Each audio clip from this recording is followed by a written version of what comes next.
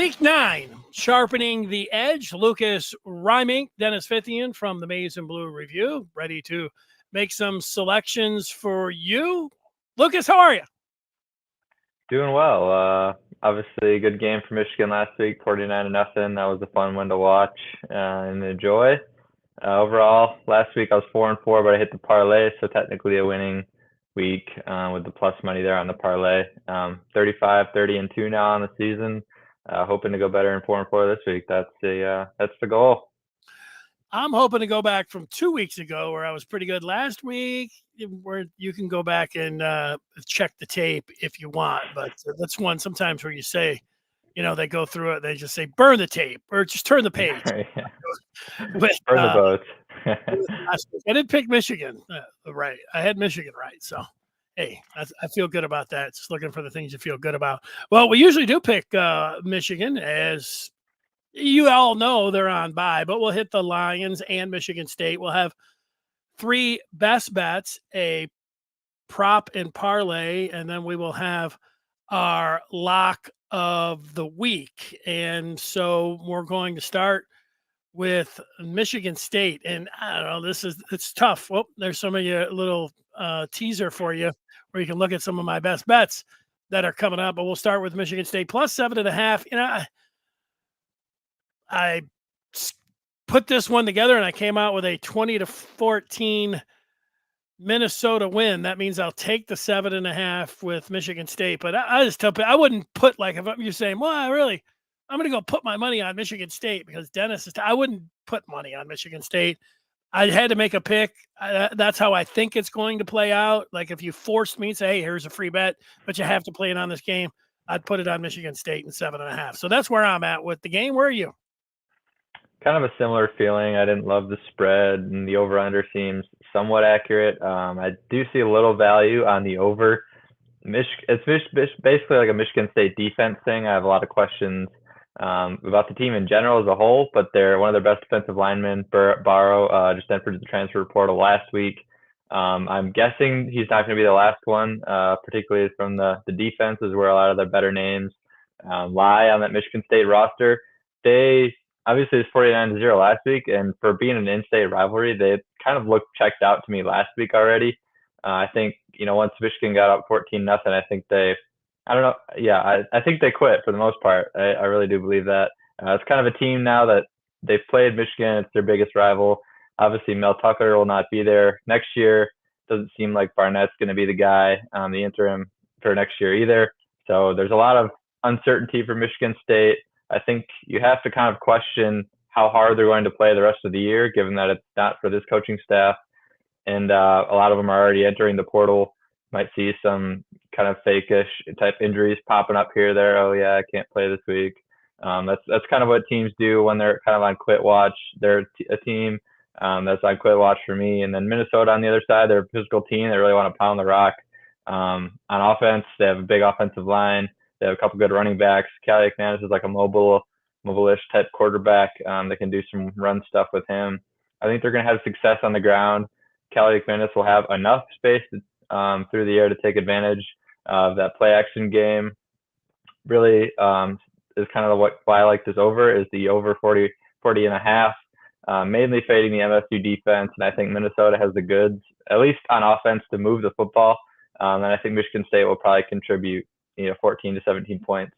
So I have this game right around like 27-17 kind of ball game is kind of what I'm thinking. So I will take that over 40.5 there in the Michigan State game. Over 40.5. It wasn't a good side when Barnett was like, yeah, I was letting guys not getting on them when they were coming late, but then I had to start putting my thumb, it's like, wait a second, just letting them come Even late. If that's true, I don't understand why you'd say that. Like, it just doesn't make any sense. I don't get why you'd admit that. It didn't make any sense to me. How about the Lions being favored by 8? Does this make sense to you? Monday Night Football, the Raiders are coming in. Lions got beat up pretty good last week, but here they are in a big spot on Monday night, and they're a big favorite. How do you see it? This is just too many points for me here. I'm going to side with the Raiders. I think the Lions will bounce back. I think they're going to win semi-comfortably here, but I think it'll be around a touchdown. So I see a couple points there of value for the Raiders. Lamar last week, he had a ton of space to throw the receivers downfield. It was kind of one of the bigger surprises. When I was watching that game, the Lions secondary looked like they can be had if you can block their defensive line. I get like Lamar's a really good quarterback. He's playing at a high level right now. And I think kind of what some of the things they did throwing the football down the field will open the doors for other teams to try and take advantage of that Lions secondary moving forward as well. So I think the Raiders are a team that's at least capable of keeping this within a touchdown, although I don't really love either side, if I'm being totally honest. But my pick for this game will be the Raiders 8.5. I don't love either side either. And Jimmy G looks like he's going to come, back. If it was Hoyer, I was ready to go with the Lions and say that they would cover that. And I think I've been to a Monday night game at Ford Field. It will be. They won't stop talking about just how loud the crowd is. It's going to be very loud, so it'll be a great home field advantage. But it was just like last night. The Bills pretty much dominated the Bucs, but 9.5 points. They're watching it the whole time. I was watching it the whole time, thinking, I got the wrong side here with the Bucs taking the 9.5. Bad move. They got a late touchdown, ended up covering. I think it's going to be something like that. 31-24. I like the Lions to win the game, but that's too many points. I'm with you on that. Well, I already told everyone by putting it up on the screen, those of you that are watching this, what my best bets are. So let's get right to those. And we've got a trio of picks. I'm going to the largest outdoor cocktail party, Georgia and Florida. A lot of points. Earlier in the week, this was 47.5. It's up to 49. I'm still going over 49. A lot of points, a lot of drunks, and a lot of points down there in Jacksonville in the Georgia-Florida game, over 49. Arizona, they have been an excellent against the spread team, and they're sitting there at home against Oregon State. The thing that put me over the top on this one, I said, Oregon State, they have a good running game. If Arizona is any good against the run, well, they are. They're good against the run. They got a top 5 metric versus the run. I like them outright, but I'll take the 3.5 against the Beavers. And then Ohio State and Wisconsin under the 45.5. So I got the over in the Georgia, Florida, and the under in the Ohio State, Wisconsin. That is at 45.5. Those are my 3 best bets.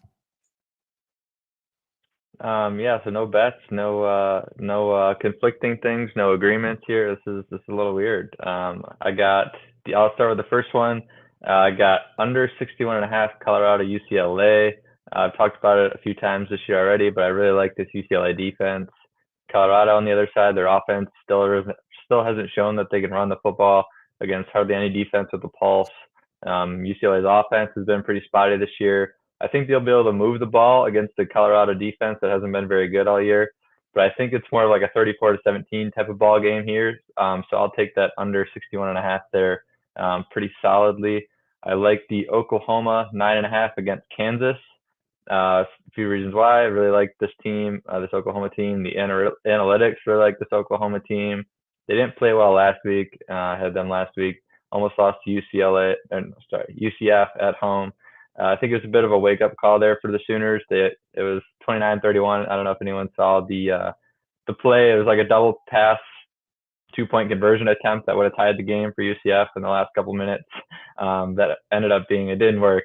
Needless to say, you can kind of just tell by the sound of how that would go. It went worse than you even think. If you can go back and watch the video. But I think it was a wake-up call for the Sooners playing that close game at home against the UCS team that's not overly great. I think they're going to come back this week and have better focus. They really have to run the table with their schedule to get into the playoffs. I think that's something that'll be on the forefront of their minds. And then Kansas's defense, they have a lot of holes, particularly in the secondary. Any offense that has a top 50 passing offense is thrown for like 250 yards against them. So just a really bad Kansas pass defense. Look at the Oklahoma offense. The strength of their offense is Dylan Gabriel and those receivers throwing the ball down the field. So I really like Oklahoma to be able to cover that 9.5 there against Kansas. And then I am going to take Oregon 6.5 against Utah. This one made me a little nervous, but this is mostly an analytics play here. The analytics really hate the Utah offense. They do not believe in it pretty much at all. They really like the Utah defense. So it's kind of like an Iowa-ish type situation there. They want to play good defense. They want to make you drive the length of the field. They try and force you to make mistakes on offense. And then if you turn the ball over, they kind of just sit on it. Like they run the football, they run play action, they're good at sustaining drives, keeping the chains moving, but they can't actually score points because once you get to the red zone, it becomes harder to run the football. That's where they really struggle. So Bo Nix on the other side, he's going to break the record for like the most starts on a college career this week, I believe. And he's like this year, the whole Oregon offense has hardly turned the ball over. I think Bo Nix and the experience there is really going to show on the road as they go into Utah to play the physical Utah Utes. I think they're going to be able to match that physicality, at least in the front seven on defense. So I don't think there's too much of an issue with Utah being able to run the ball down Oregon's throats. I like Oregon to go into Salt Lake and win this game by double digits. So I will take that 6.5. I see where you're coming from on that. I had a lot of fun selecting the parlay and prop this week, going over it. And for the parlay, well, let's see. I think I put it up on the screen. And yeah, I can do that. For my parlay, I went with anytime touchdown scorers. And I went to the Florida State game, their running back, Trey Benson. I also went to the Penn State game. Penn State is taking on Indiana. By the way, Florida State, they're at Wake. I mean, huge favorites here. Benson and Singleton should get touchdowns into the game that you're mentioning. Oregon's running back, Bucky Irving, he is at Utah. If you do all that, you get plus 196. I think all three of these guys are going to score, and I am going to have fun with this a parlay. And let me throw you my prop, and then I'll give you a parlay and prop. My prop, I'm going to the Marvin Harrison Jr. bucket here. I know you went to this one time when they were playing Notre Dame, but 2 out of his last 3 games, he's been over 160 yards, including last week. And the number is 107.5. The on DraftKings it is, and you get minus 115. You can go all the way to over 120, and you get plus 120. That's where I'm going. I think that, and then I looked at Wisconsin's pass defense, very mid. And when they're talking about giving up yards per play in the pass defense, they're terrible. This, to me, points to Harrison going way over 100 yards. And you saw the way that they were getting him. Like, it's smart. Get him the ball. They were doing that last week against Penn State, which has a lot better pass defense. And I think that over 120 is the play, but over 107.5 if you want to try to be cute, but I would take it over 150 if I could. So that is my prop, Marvin Harrison over 120, and the parlay are those anytime touchdown scores. Have fun. My parlay, I'm sticking with the same strategy I've been doing pretty much all year. That's it. So we've had 8 weeks. So I'm 3 on this parlay and plus money parlays, which is pretty good. It's kind of the same strategy. Try and pick 4 favorites that I really believe at least can win. This is just a 4-team money line parlay. Talked about 2 of these games already, so I'll kind of go quick through those ones. Got Oregon to beat Utah. Kind of talked about why I like the Ducks going into Utah, even though it is in Salt Lake. They're really good, hard to beat in Salt Lake. I just think Oregon, with all that experience, particularly at quarterback, I think they're the better team, the more physical team, and expect them to win that game. Oklahoma to beat Kansas. Talked about that one already. I think it could be a fun shootout-ish type of game, but I really believe Oklahoma's the better team. I think they'll end up pulling away with that one in the end, winning by 10 to 14 points. Then Ohio State to beat Wisconsin. Tanner Mordecai for Wisconsin got hurt a couple weeks ago. Sounds like he's out for the year. They're going to turn to a backup quarterback, Braden Locke. He's either a freshman or redshirt freshman. Kind of had like an air raid. He transferred from Mississippi State, so he's kind of like an air raid style. So he might fit their style actually better than Tanner Mordecai, but I still don't believe he's going to have the goods nor the skill talent to really test that Ohio State defense. I think Ohio State will just circle Braylon Allen and really just focus in on him, key in on him. And if you can stop Braylon Allen, you can probably stop the Wisconsin offense. So I don't really think they'll have too much trouble winning that one. And then Texas to beat BYU. So no Quinn Ewers in this game either. But Texas backup quarterback Malik Murphy kind of balled out in their spring game. I know a lot of coaches, it sounds like at least a lot of coaches were kind of tampering behind the scenes to try and get him to enter the portal. There are a couple SEC teams that have kind of been rumored to have sniffed around there to see if they could go get him as a transfer this offseason. He stayed at Texas, and I think he's going to play well for them. until Quinn Ewers can return. Big guy. He's got a strong arm. He's mobile, and he's got a lot of skill talent, particularly the receiver position. And in the long run, I really believe this could be good for Texas in a weird way, because I think Texas's issue on offense is they don't concentrate enough on their run game, because they have a good O-line and they got a couple good running backs. Jonathan Brooks has been really good for them this year. And I think if they have a renewed focus on the run game, it can actually help them to be harder to defend as they move forward when they get Quinn Ewers back. Once they're able to open it back up again, and then they'll be a little bit better at running the football than they were before Quinn Ewers got hurt. So I don't really think it's the end of the world there for Texas to lose Quinn Ewers. He's been struggling. He's been a little inconsistent at times this year and last year. Hasn't really lived up to his recruiting billings, but he has been pretty good for them overall. But I really like Texas to beat that BYU team. And I'll go to my prop. I got Nick Singleton too, but I'm just taking the over 60.5 on the rushing yards. He led the Nittany Lions in rushing 2 of the last 3 weeks. It's a bit of a committee-ish type thing. Katron Allen's a really good running back for them as well. They're in the same recruiting class, both sophomores this year. But the one time that Nick Singleton hasn't led them in rushing the last 3 weeks was against Ohio State last week. He had 42 rushing yards, but still led the team in rushing, but didn't get over the 67.5. But he's really come on the last 2 games before Ohio State. I don't really hold the Ohio State game against him. Thought Penn State kind of abandoned the run early, unnecessarily, I might add, because it really didn't seem like Ohio State was totally stuffing it out. I get why they went to the air game, because you think you have a good quarterback in Drew Aller, but the way he was playing, I just don't get why they deserted the run game so early. I think they should have stayed committed to it, because it really wasn't doing that badly, at least in the efficiency metrics. I think Nick Singleton looked good when he was in the game. I don't understand why he didn't have more carries. I think they're going to kind of learn their lesson a little bit. They're not going to want to put too much pressure the rest of the year on Aller if they can help it. I think against an Indiana team, they're a big favorite, like 31 points. Typically, when you have a really big spread like that, it means the team gets up early, and then they just ride the running backs the rest of the way. I kind of expect that to happen here. So that's part of the reasoning why I like Nick Singleton to go over that 67.5. I think he's going to have a lot of rushing attempts in this game. They're going to want to renew the focus of their entire offense on the run game and try and get better at football. I think this is a good opportunity to do it here against an Indiana defense that's not particularly great. So a lot of reasons why I like that one. That's my parlay and my prop for this week. Well, we're lining up on a lot. I see you've used Oregon and Utah in a couple things here, in a parlay and in your best bet. Now we get to our lock. And for me, you can see that, and I'll tell you that I put this on earlier. My lock is Oregon over Utah. And yeah, looking at it, Utah, I took Utah. Where were they at? Oregon State. And I liked them in that game. And man, the offense in that game was it was so hard to watch. And meanwhile, watching Oregon and watching them against Washington, they're pretty good on defense, and they're really good on offense. So you got a team that's good on defense, and yeah, they're home. But man, the Ducks are legit, and they got their coach will just keep pressing and going for it. I think they'll cover double digits. My lock of the week: Oregon -6.5 at Utah.